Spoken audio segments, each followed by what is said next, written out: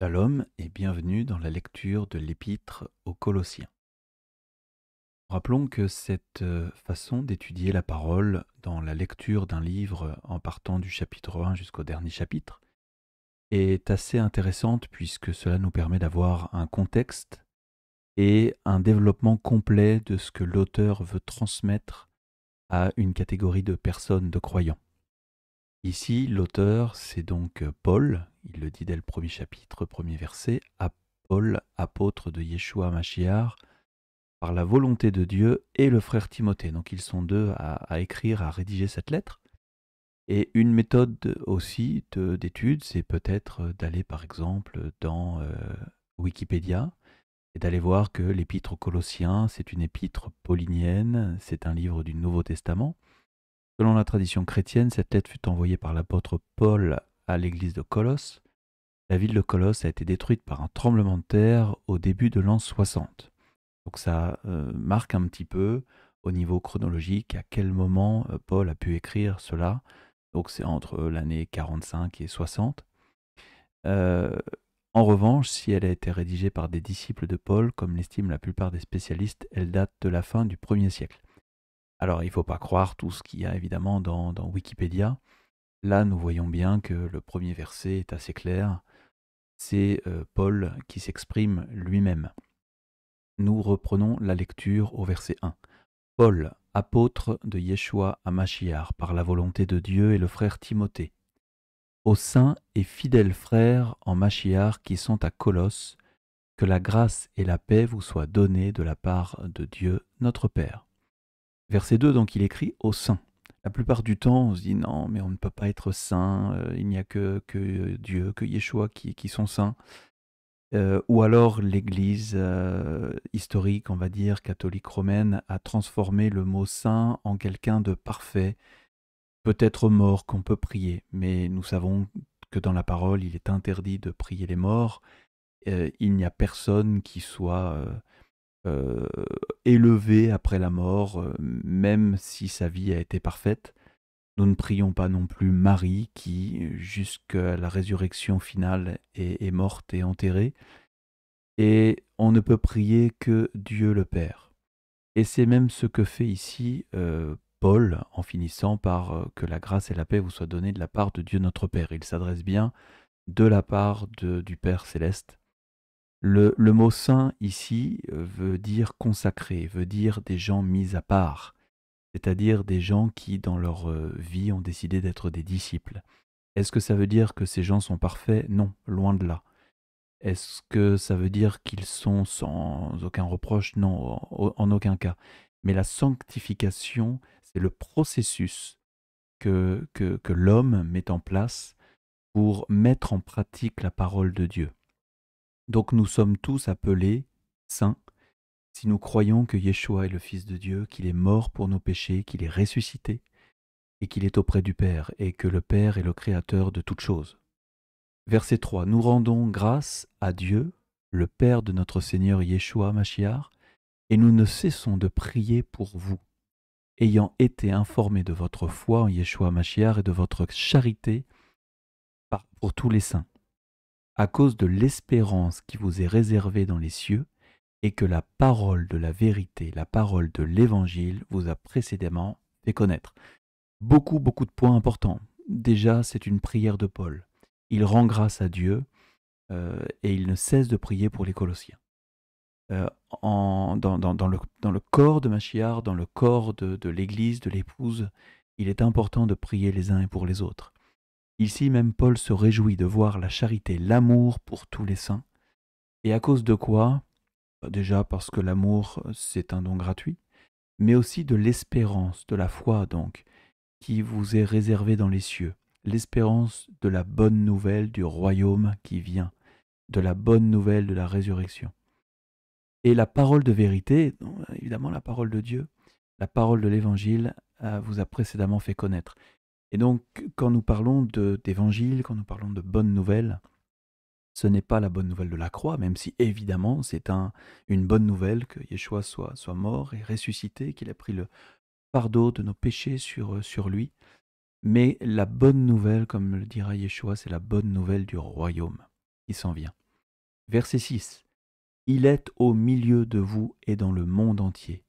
Il porte des fruits et il va grandissant comme c'est aussi le cas parmi vous, depuis le jour où vous avez entendu et connu la grâce de Dieu conformément à la vérité. D'après les instructions que vous avez reçues d'Épaphras, notre bien-aimé compagnon de service, qui est pour vous un fidèle ministre de Machiar, et qui nous a appris de quelle charité, amour, l'Esprit vous anime. C'est une belle introduction, et nous devrions prendre cela aussi pour nous. Soyons comme les Colossiens, plein d'amour les uns pour les autres, plein d'amour pour la parole de la vérité, plein d'amour pour les instructions qui ont été données, plein d'amour pour les serviteurs. Verset 9. C'est pour cela que nous aussi, depuis le jour où nous en avons été informés, nous ne cessons de prier Dieu pour vous et de demander que vous soyez remplis de la connaissance de sa volonté en toute sagesse et intelligence spirituelle, pour marcher d'une manière digne du Seigneur et lui être entièrement agréable, portant des fruits en toutes sortes de bonnes œuvres et croissant par la connaissance de Dieu, fortifié à tous égards par sa puissance glorieuse, en sorte que vous soyez toujours et avec joie, persévérants et patients. Paul aime bien les grandes phrases. Paul aime bien les grandes démonstrations, et tous les mots sont importants. Nous voulons prier aussi cette même prière pour nous, pour nos vies, pour nos familles, pour nos communautés, que nous soyons remplis de la connaissance de sa volonté.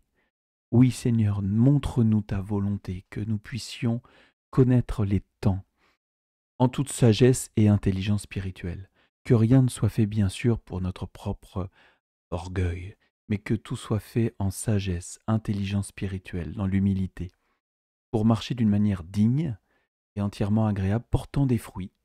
Et oui, nous prions pour que notre vie puisse porter du fruit. Et le fruit, on peut les retrouver par exemple, le fruit de l'esprit dans Galates chapitre 5. J'encourage à aller le lire. Il y aura d'ailleurs les bons fruits et les mauvais fruits. Et par la connaissance de Dieu, voilà, fortifié à tous égards par sa puissance glorieuse. Toujours en étant dans la joie, persévérant et patient. Verset 12. Rendez grâce au Père, qui vous a rendu capable d'avoir part à l'héritage des saints dans la lumière, qui nous a délivrés de la puissance des ténèbres et nous a transportés dans le royaume du Fils de son amour, en qui nous avons la rédemption, la rémission des péchés. Merci Seigneur, merci Père, de nous avoir envoyé ton Fils pour la rémission des péchés. Il est l'image du Dieu invisible, le premier-né de toute la création. On parle bien sûr de Yeshua. Donc il est l'image du Dieu invisible. Dieu ne peut se révéler à nous. Sa puissance est tellement grande que nous mourrions sur place.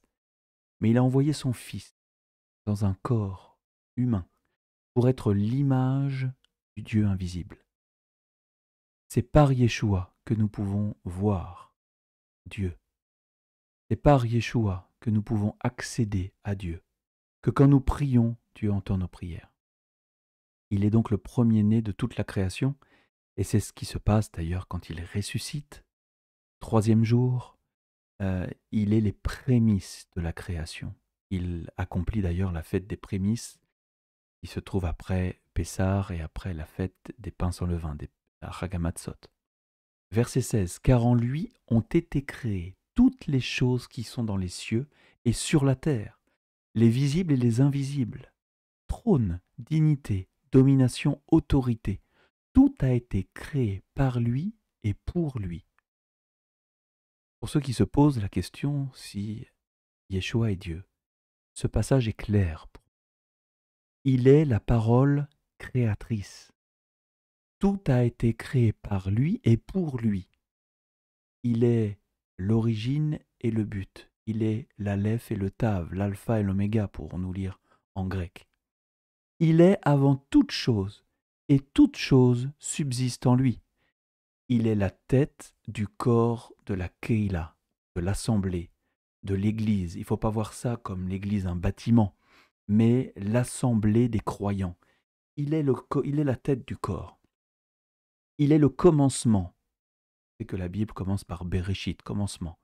Il est le premier-né d'entre les morts, il est le seul à être ressuscité, afin d'être tout en tout le premier. Verset 19. Car Dieu a voulu que toute plénitude habitât en lui. Il a voulu par lui réconcilier tout avec lui-même, tant ce qui est sur la terre que ce qui est dans les cieux, en faisant la paix par lui, par le sang de sa croix. On reviendra toujours au sang. Il n'y a pas de pardon sans le sang. Et le sang à la croix est une œuvre formidable. Son sang coule sur nous et nous lave de nos péchés. Ça paraît étonnant de dire cela comme ça. Mais pour autant, le sang pur de Yeshua a pris le péché de l'humanité. Et par ce sang qu'il a été déposé dans un lieu qui n'a pas été fait de main d'homme, nous pouvons le lire dans Hébreu, que Yeshua est monté au ciel et qu'il a versé dans le lieu très saint son sang, non pas le sang des agneaux, des boucs, des taureaux, mais son propre sang dans le lieu très saint pour apporter le pardon à l'humanité. Verset 21. Et vous qui étiez autrefois étrangers et ennemis par vos pensées et par vos mauvaises œuvres, il vous a maintenant réconciliés par sa mort dans le corps de sa chair, pour vous faire paraître devant lui saints, irrépréhensibles et sans reproche. Si du moins vous demeurez fondés et inébranlables dans la foi, sans vous détourner de l'espérance de l'Évangile que vous avez entendu, qui a été prêché à toute créature sous le ciel, et dont moi, Paul, j'ai été fait ministre. Donc ici, vous voyez la définition de saint, irrépréhensible, sans reproche. C'est quelqu'un qui demeure fondé dans la foi. C'est quelqu'un qui ne se détourne pas de l'espérance de la venue du royaume de Dieu sur terre. Verset 24. Je me réjouis maintenant dans mes souffrances pour vous, avant que Paul est sûrement en prison. Et ce qui manque aux souffrances de Machiar, je l'achève en ma chair, pour son corps qui est la Kéila. C'est d'elle que j'ai été fait ministre, selon la charge que Dieu m'a donnée auprès de vous, afin que j'annonçasse pleinement la parole de Dieu. Le mystère caché de tout temps et dans tous les âges m'est révélé maintenant à ses saints, à qui Dieu a voulu faire connaître quelle est la glorieuse richesse de ce mystère parmi les païens, à savoir Machiar en vous, l'espérance de la gloire. C'est lui que nous annonçons, exhortant tout homme et instruisant tout homme en toute sagesse, afin de présenter à Dieu tout homme devenu parfait en Machiar. C'est à quoi je travaille en combattant avec sa force qui agit puissamment en moi. Ayons cette prière aussi, cette prière de Paul, que nous voulons travailler en combattant avec sa force qui agit puissamment en moi. Merci Père Céleste de nous donner ta force, de nous donner ton espérance, de nous donner la foi, de croire que la parole est la vérité. Amen.